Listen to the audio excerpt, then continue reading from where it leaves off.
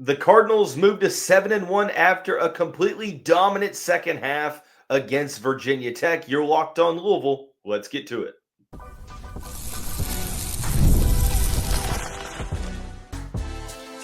You are Locked On Louisville, your daily podcast on the Louisville Cardinals. Part of the Locked On Podcast Network, your team every day. Card Nation, what's going on, everyone? Welcome into this Monday edition of the Locked On Louisville podcast. I'm your host, Dalton Pence. This is my sixth year covering U of L, fourth year hosting this show. And I want to take the time to thank you all for making us your first listen of the day. Just a reminder, Locked On Louisville, free and available on all streaming services, including YouTube. Don't forget to leave a comment in the YouTube section below. Hit that subscribe button. Both are great ways to help this show continue to grow. The Louisville Cardinals dominate the second half against Virginia Tech on Saturday, pushing them to a 28-16 victory. Louisville now 7-1. We will discuss what went right for Jeff Brohm's team in the final 30 minutes of that game. We'll give some flowers to the coaching staff, not only for this performance, but the season as a whole up to this point. And we will analyze what went wrong that put Louisville in a position to where they needed a huge second half to end up victorious. But first, this episode brought to you by Game Time. Download the Game Time app, create an account, use code LOCKEDONCollege for $20 off of your first purchase. Terms apply. So let me paint the picture. The Louisville Cardinals went into the locker room at halftime trailing the Virginia Tech Hokies 16-7. It was a great start to the ball game for Jeff Brohm's team, but Virginia Tech would soon capture all of the momentum and take that into intermission. Now, they would get the ball back to start the second half, but Louisville was trailing by multiple possessions before they stepped foot on the field for the final 30 minutes of play. Now, what ended up happening after that was a completely dominant performance from the Cardinals, outscoring Virginia Tech 21-0. And it didn't really start out the greatest right away. They had a promising drive to start the third quarter, but it ended up in a Louisville punt. Virginia Tech would then punt, and that's when things started to turn. 6-play, 53-yard drive that was capped off by a touchdown pass to Caullin Lacy over the middle of the field. Great throw, great catch. Cards get within striking distance. Virginia Tech has to punt again, and Caullin Lacy strikes again, this time on special teams, where he has been incredible all year long. A huge punt return that takes the Cardinals down to the 5-yard line of Virginia Tech. Keyjuan Brown gets the touchdown run to put the Cardinals up. They would not look back. In the fourth quarter, a critical 7-play, 63-yard drive from a 24, or that was capped off by a 24-yard run from Keyjuan Brown, and Louisville was able to win this game comfortably at the end, 28-16. But there's a lot of things we have to discuss. For starters, the Cardinals defense adjusted. Really, Jeff Brohm and his second half adjustments have been money all season long. And you can argue whatever you want about why Louisville has struggled here and there in the first half, and those are probably valid arguments, and we will kind of talk about that in the second and third segments respectively. But the second half adjustments have been really good, really in all 3 years under Jeff Brohm up until this point, and they were put on full display in this game as well. So shout out to the coaching staff for making those tweaks. And defensively, what those looked like, you kind of have to go back to the first half to really break it down.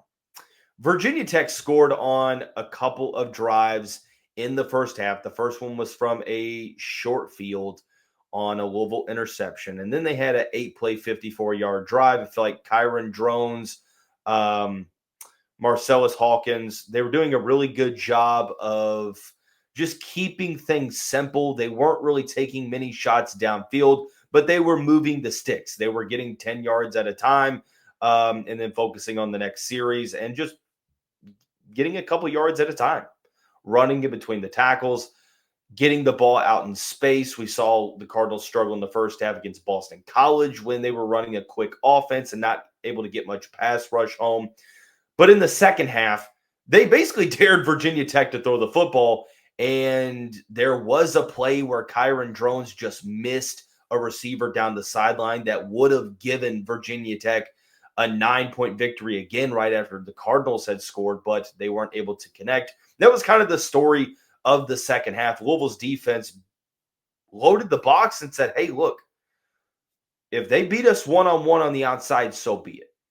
But the Cardinals did a good job of crowding the box, not allowing Virginia Tech to bounce off that first wave of contact and getting them behind the sticks.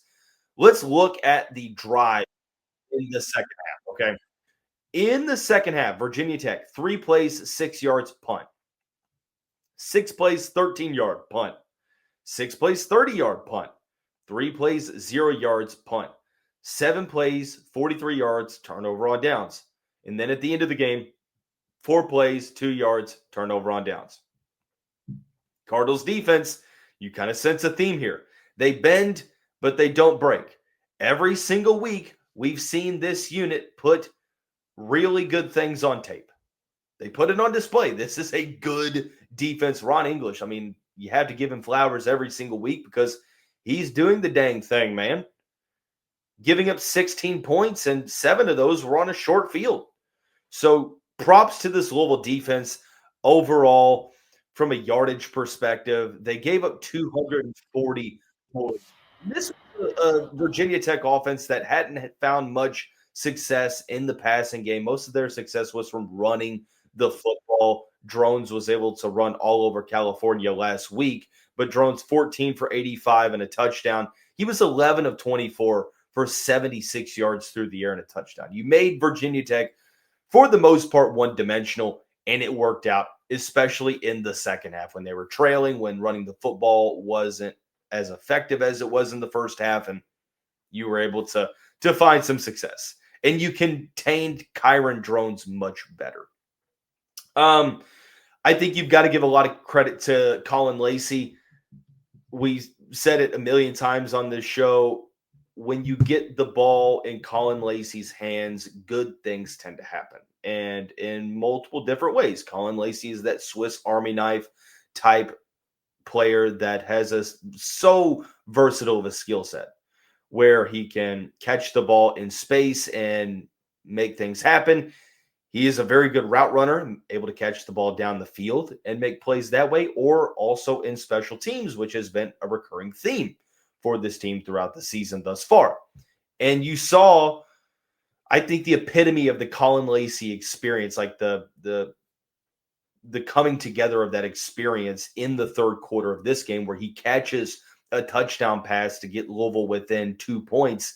And then the next time he touches the football is when Virginia Tech punts, and he takes a punt down to the 5-yard line. And if he doesn't step out of bounds, then, of course, he's scoring that. But, hey, those 2 plays, huge momentum shifts for the Cardinals. As much as they lost the momentum in the first half, they were able to shift the momentum in the second half. Also, the Cardinals' rushing attack, once again, extremely potent. 235 yards on the ground, 3 touchdowns. Now, of course, the thing that we have to talk about when we get more of an update is that Isaac Brown left this game in the fourth quarter. It did not look good. He pulled up preliminarily. It seems like it's a hamstring injury. Not sure the severity of it. Not sure if that is exactly what it is. It looked like it with the way that he pulled up. He gingerly walked off the field.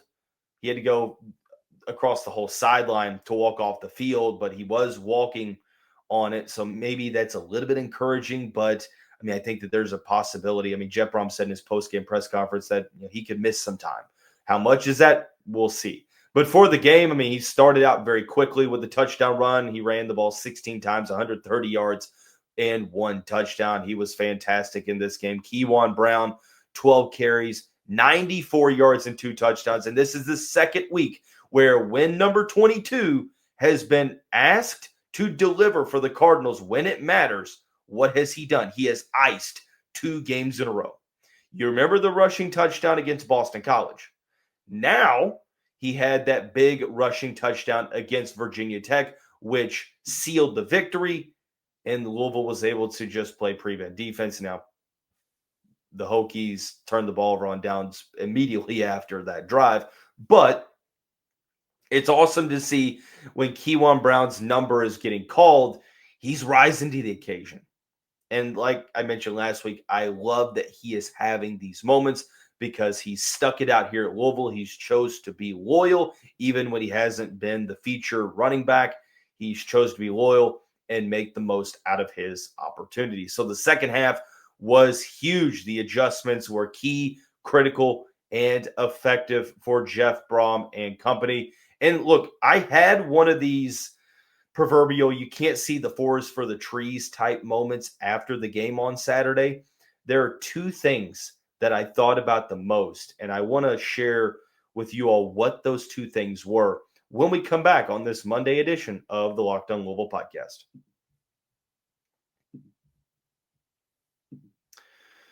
College football continues. I couldn't be more excited as we play more and more meaningful football in the month of November. The tailgates, rivalries, energy in the stands, there's nothing like it. But let's be real, actually getting tickets can feel like more of a battle than the game itself with the endless queues, hidden fees, and prices jumping out at checkout. That's why I use Game Time.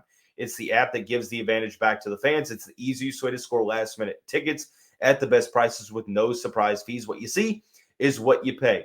Card Nation, go to Game Time and look at the tickets for this weekend's game against California. You're going to see all the amazing deals. You're going to see the exact view from the seats that you're looking at and so much more. So take the guesswork out of buying college football tickets with Game Time. Download the Game Time app, create an account, use the code LOCKEDONCollege for $20 off your first purchase. Terms apply again. That's the promo code LOCKEDONCOLLEGE for $20 off. Swipe, tap, ticket, go. Download Game Time today. Thank you all so much for making us your first listen of the day. Just a reminder, Locked On Louisville free and available on all streaming services, including YouTube and now TikTok. 5 days a week, your team every day. As we mentioned, the second half adjustments made by the coaching staff were critical. And let me also, before I get to this, you can't see the forest for the trees moment that I want to tell you about. Let's talk about Virginia Tech. Because I had some tell me, well, there's no reason that Louisville should be struggling with this team. And on the surface, 3-5, maybe there's some truth to that, right? I mean, maybe you should have handled them more. You did cover the spread. Spread was 10.5, 11.5. You covered it. You won by 12. But road games on the conference are not always the easiest, especially when you play at Lane Stadium, which is one of the best atmospheres in the ACC. Not to mention, this Virginia Tech team was much improved because from where they started at 0-3, they lost by 19 points at home against Old Dominion. You best believe what you've seen from them over the last month and a half or so is considerably better than how they started out the season. So yeah, even though 3-5 might not tell the full tale, this was a pretty decent team. I don't think they were a great team, not one of the best teams in the ACC, but still I think that they were decent. A team that you couldn't overlook. It felt like in the first half that you might have overlooked them a little bit. Virginia Tech wanted that game. The second half, it was a completely different story. I think that you showed that urgency and you got the victory. So, yeah, Virginia Tech, 3-5. Maybe you should have beat them a little bit more convincingly. But, hey, a win is a win. I'm not going to complain too much about that. Here's the thing, though. I had one of those you can't see the forest for the trees type moments when I was thinking back on this game and reflecting about 30 minutes after the final whistle and Louisville shakes hands across the field. They're 7-1 now. And in the new AP poll, the Cardinals are ranked 14th. And at times, it hasn't been convincing. I understand that. It hasn't always been pretty. There have been moments where you kind of want to pull your hair out. I get it. There have been some frustrating moments. There have also been some really good moments. But I think that there's something to be said about the Cardinals being 7-1. And it's almost like, look, we live in a microwave society, right? It's not what have you done for me, overall, it's what have you done for me now, right? I get that. And I fall victim to this sometimes because I care so much that maybe my emotions cloud my judgment at times, and it happens to the best of us, right? Especially for those diehards like myself, where, you see a bad drive or you see a bad couple of plays or a bad quarter, and you're just like, you throw your hands up and you're just like, man, this frustrates me so much. And then you realize that Jeff Brohm is the most winningest coach in the ACC since he's taken over at Louisville. And then you kind of think back and you're like, huh, I guess he is. And I'm not going to say that we don't appreciate Jeff Brohm, but I don't think that gets brought up as much as it should. Like, as much as we want to criticize play calling at times. So look, multiple things can be true at one time. And I'm not arguing that you should be okay with everything that you see on the field. But from an overall sense, the larger picture, it's like, hey, Jeff Brohm has won back-to-back or won at least 9 games in back-to-back seasons. And here we are 7-1 and well on our way to potentially doing that yet again. So credit and flowers to this coaching staff for, even when things don't go great, they do a good job of putting this team in the best position to succeed. Now, there are things that, does the sentimental value of winning overshadow, or does it make it to the point to where you can't criticize the team? Of course not. I mean, I think that there are things that need to improve. There are things that have to get better. Louisville has to clean up. Of course, we're going to talk about that here in the next segment. But 7-1 is 7-1. And your only loss is to a top 15 team. And you still probably should have beaten them as well. So 7-1 with everything to play for in November. It's been a good start to the season for the Cardinals. So there are 2 things that impress me most about this year's team. The first thing we talked, and look, they go hand in hand. The first thing is the second half adjustments. Just talked about that. The second thing is the fourth quarter. All season long, the Cardinals have played their best football when it matters most, in crunch time, down the stretch, in the fourth quarter. And there's this narrative out there that, I guess because teams change every year, there's not as much roster continuity in this new era of college sports to where teams give up sooner when adversity hits. And I think that might get overblown a little bit, but there is some truth to that. Not with this team. This team plays almost, honestly, it's not really almost. This team plays its best with the backs against the wall. When adversity strikes, when push comes to shove, rubber meets the road, this team plays its best football. You can't look at this season at any point. Find me a game where the Cardinals' opponent has outplayed them in the fourth quarter. Find me the game. I can't see it. Look at it. James Madison, Louisville dominated that fourth quarter. Pittsburgh, Cardinals dominated the fourth quarter. Virginia Tech, they won the fourth quarter. Even Virginia, the one loss that you had, what happened? You still came back down 10 points to force overtime. What in the fourth quarter they lost you the game? Boston College, you won the fourth quarter. Miami was up in the air a little bit, but overall, you won the fourth quarter. And it just goes on. You consistently win the fourth quarters. And I think that that's something that encourages me the most about this team. And I look at this 7-1 record and how they've gotten there. And I admit that it always hasn't been the prettiest ways, right? It always hasn't been the most convincing. But the truth is, when you look at this team and you're 2/3 of the way through the regular season with the final 4-game stretch left to come, you kind of think and you say, hey, I know that maybe they're not running up the score on teams. Maybe the offense is disjointed more than it should be. But this defense has been better than advertised and then some. This coaching staff has made consistent adjustments in the second half that have won them football games. And then number 3, when it matters the most, when Louisville is staring down maybe a 50-50 game or a situation where everything is on the table, they have played their best.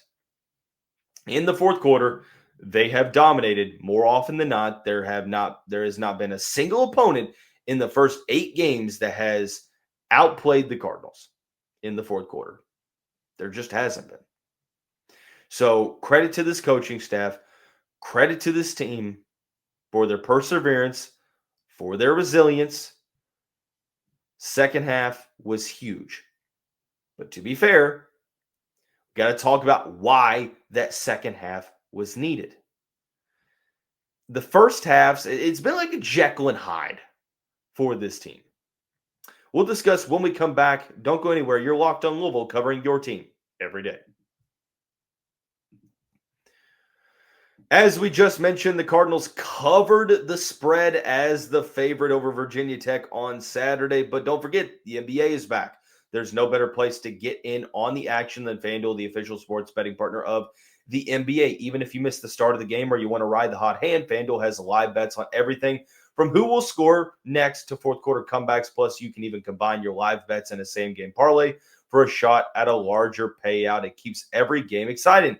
Right now, FanDuel is giving new customers $300 in bonus bets when your first $5 bet wins. So head to FanDuel.com to sign up and play your game with FanDuel, the official sports betting partner of the NBA. Okay, so on tomorrow's show, we are going to recap the men's basketball season opener against South Carolina State. We are going to hopefully have some clarity on the Isaac Brown injury to where we can discuss that and the implications of that moving forward. And if time permits, we will talk about pandemonium striking in the Atlantic Coast Conference this past weekend. That'll all come up on the Tuesday edition. But we're not done recapping this game, because if we're going to talk about the second half and how great it was, we do have to talk about why we needed the second half to be great. The Cardinals trailed 16-7 going into halftime. And what's crazy is that they opened up right out of the gate playing really well. They forced a punt, a 4-play 11-yard punt. 4-play 11-yard drive that ended with a punt. And then 2 plays later was a 10-yard run from Isaac Brown that got them to around midfield. And then a 52-yard touchdown run. Boom, just like that. 7-0. Not even, 3 minutes into the game, and you were up 7-0. Virginia Tech then punts the ball again. And all of a sudden, you're like, could this be the game where the Cardinals go out with a lead early on and then you're moving pretty well? Unfortunately, that answer is no. And just like the Virginia game, just like the Pittsburgh game, just like the Boston College game, James Madison, is you played a relatively well. I mean, Boston College is different. You were up 21-10. Maybe you put that game off to the side, but Virginia for sure, Pittsburgh for sure, and of course James Madison, where the first quarter overall was fairly lackluster. You were losing 16-7, but the reason for that being is that when you had the opportunity to just snatch all the momentum and really put this game in a tough spot for the Hokies, Miller Moss throws an interception at the Louisville 32. Cash returns it 18 yards to the 37, and Virginia would then answer with a 9-play, 37-yard touchdown drive to tie the game. The throw, I thought, was the wrong one because he had a receiver running underneath. And I know that one of the issues this season has been Miller Moss going through his progressions and not locking on to that first read or who the ball's supposed to go to and not going through his progressions. But this was a play that highlighted that and ends up turning the ball over on 3rd and long. I do wish that Louisville did have a penalty, a false start penalty on 3rd and 7 that made it 3rd and 12. I wish that we could have seen what that 3rd and 7 play would have been, because 3rd and 12, I feel like, again, Miller Moss is trying to be Superman when he doesn't necessarily have to be. And sometimes, I mean, punting the ball away is not the worst thing to happen if it means it comes in exchange of, or it comes instead of turning the ball over and giving Virginia Tech optimal field position. Now, the next drive, Louisville would get backed up in close to their own end zone at the 24-yard line, but the punt gets blocked and it goes back for a safety. Virginia Tech is up 9-7. So, okay, well, not ideal, but still a lot to play for because Virginia Tech goes 3 and out. And then Louisville goes 3 and out. Not able to really find any footing. Virginia Tech, then their best offensive drive of the game by far, 8 play, 54 yards, 16-7. Cardinals answer, 11 plays, 53-yard drive of their own. It's ended on a 4th and 1 play. Deuce Adams comes in out of the shotgun. Personally, for me, again, this is one of those, if it goes right, you praise the coaches. If it doesn't, you criticize. I would have liked to see Miller Moss get up under center and use the tush push, which feels like it's been 100% successful this season, rather than bring in the backup quarterback who you know is probably going to be involved in a read option, because why else would he be in, right? You haven't used him to throw the football once in those situations, and Virginia Tech knew it was coming, and they stopped it. Now, you did force the Hokies to punt the ball, but you kind of just took it to half with 50 seconds to go. Not sure the reasoning behind that, but you took it to half, and it was extremely frustrating. I'll be honest. You start out really hot, you force a punt, you score quickly, you force another punt. I think moving forward, especially against Clemson, who can put up some points, especially against SMU, who you're going on the road to play, who has suddenly woken up. They just beat Miami. And then also against Kentucky in an emotional rivalry game. They just beat Auburn. They almost beat Texas. I know they're not the greatest team, but you know that if Mark Stoops is coaching that game, is that you're going to see them give their A game against the rival, because that's what they do every year.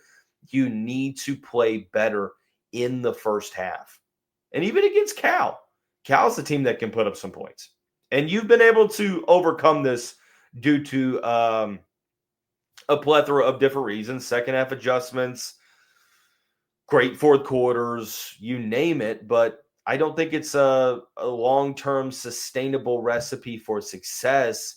And you're kind of playing with fire, so to speak, because you're putting yourselves in these holes that, yes, you're able to climb out of them, but will you always be able to climb out of them is the question. So I think what I want to see in the game against Cal is the Cardinals play their most complete first half of the year. Honestly, they haven't. Something else that's pretty impressive is that they're 7-1, and they haven't played a complete game all season. But yet here they are, still 7-1, 14th in the country with everything to play for. I think it starts with winning the first half and looking good in the first half. And they say, okay, look, we're a second half team. Why not control the first half and still be a second half team to begin with, or to continue with? So that's just the thing that I look at. But great victory for Louisville. They moved to 7-1. They are 4-1 in conference play. Everything to play for with 4 regular season games left to go. That's going to wrap up this Monday edition of the show. Thank you so much for making us your first to listen every day. Don't forget to tune in tomorrow. Go Cards.